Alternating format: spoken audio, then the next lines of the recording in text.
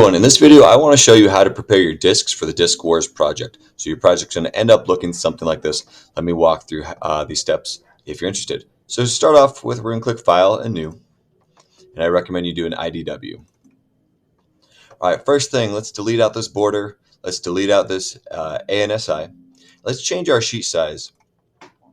So there in the latest room, you may have seen we have lots of scraps.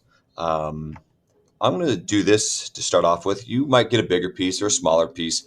When you cut it, just make sure your picture will fit on there and you'll be good. Okay, so here I've changed the sheet size. Just a quick recap. I recommend 3x8. Anywhere around that will probably be okay. All right, so now to make our circles, we're going to start a sketch. I'm going to start the sketch here. We're going to need a line to pattern off of that way and this way. So I'm just going to throw these two lines in so that I can pattern off of those in a minute. All right, I'm going to grab my circle. I'm trying to keep it close to the edge. We want to be as material conscious as possible. Let me throw some dimensions on here. Your discs are allowed to have a diameter of 1 inch, so I'm going to throw in 1 inch.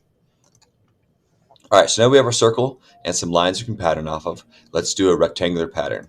So rectangle pattern, first we select what do we want to pattern, what's the geometry. I'm going to select this. Now I'm going to select a direction. Let's go this way first. Let's do 6 of these, or sorry, 12 total. So I'm going to change this to 6.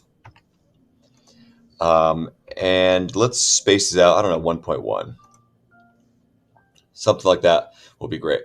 You probably don't want them touching. It might work okay if they're touching. Let's do another direction. So I'm going to click another direction. I'm going to go down. Same thing, but I don't want these to touch for now. So I'm going to go 1.1 and hit OK. All right, so we have all of our discs. Now let's throw our name in here. So here we have a text tool.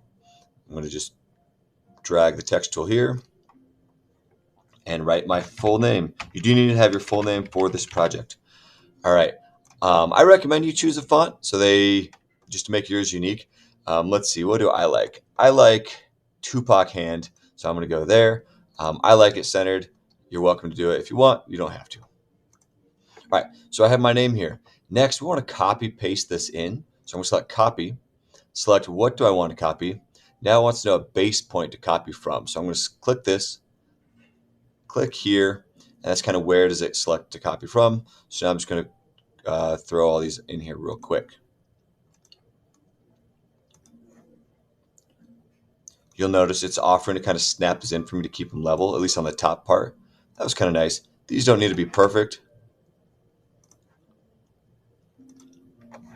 All right, done with that. So I'm going to finish the sketch. Now remember, anything that's left on here, it's going to print or show. So if you leave dimensions on here, it's going to cut those out.